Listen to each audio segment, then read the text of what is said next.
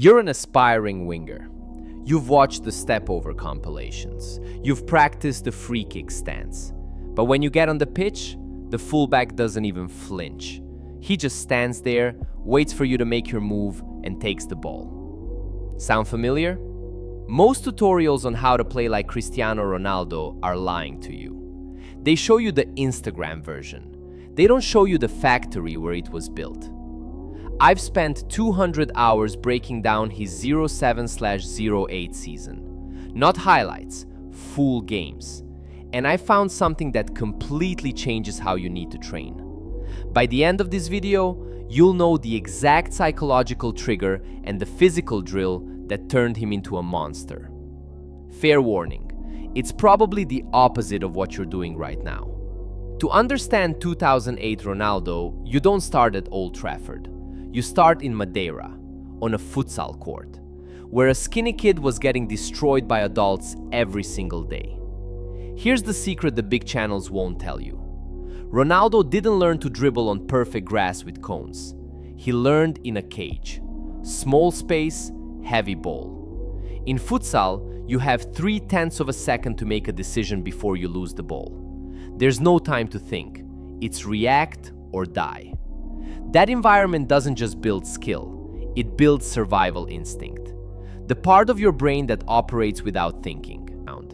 That patience, that's futsal. Most wingers today are in a hurry to look flashy.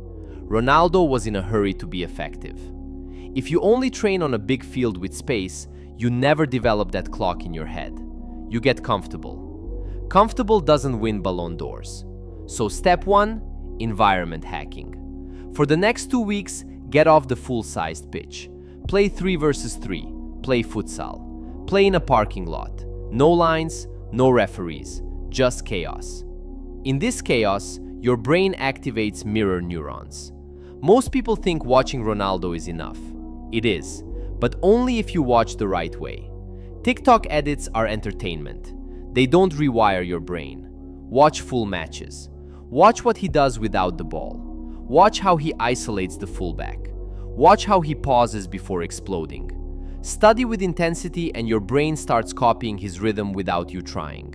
Now let's talk about the weapon. Everyone thinks it was the stepover. Wrong. The stepover was bait. The weapon was the acceleration after it.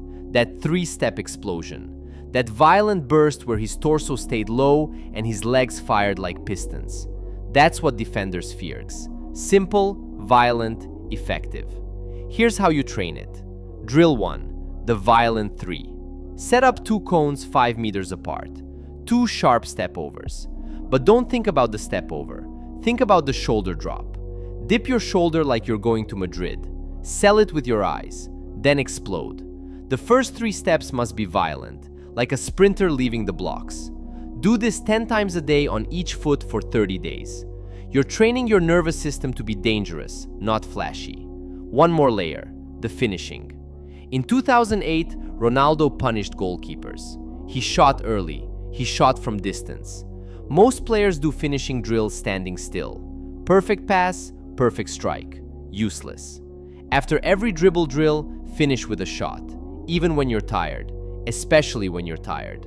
Train the moment when technique meets fatigue. That's where games are won. Now the part drills can't fix. The psychology. Look at his face in 2008.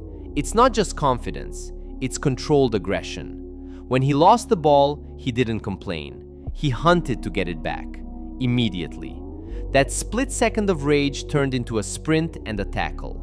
This creates presence. Defenders feel that. They feel that if they mess with you, you're coming for them again. But you can't fake this. You need an identity switch. Ronaldo didn't step on the pitch as Cristiano from Madeira. He stepped on as CR7. The icon, the unstoppable. You need a match day version of yourself. Give it a name, give it a trigger, clap twice, deep breath. Something physical that tells your brain, switch is flipped. Practice me is gone, match me is here. When you cross that white line, mistakes don't exist. Pressure is fuel. If you miss a shot, you demand the ball again. That's not arrogance, that's identity control. Here's the blueprint. Number 1, train in chaos. shrink the game. Number 2, weaponize the burst. The stepover is bait, acceleration is the kill. Number 3, shoot after chaos. Finish every drill exhausted. Number 4, switch the identity. Become someone immune to fear. 2008, Ronaldo wasn't a genetic anomaly. He was an environmental creation. Built in Madeira, refined at Manchester, unleashed through psychological dominance. You don't need his genetics. You need to stop practicing to look good and start practicing to be unstoppable. Those are two completely different paths. Here's your next step. Most of you will feel motivated for an hour and go back to old habits. That's the road to average. The top 1% will screenshot this screen right now. They'll open their notes and write down 21-day mirror challenge. For 21 days, watch one full 2008 match per week. Every day, do the violent 3 drill. 10 reps each foot. No excuses. Do this and you will be a different player. I guarantee it. If you're actually going to do it, comment CR7 below. I want to see who's serious. Go become unstoppable.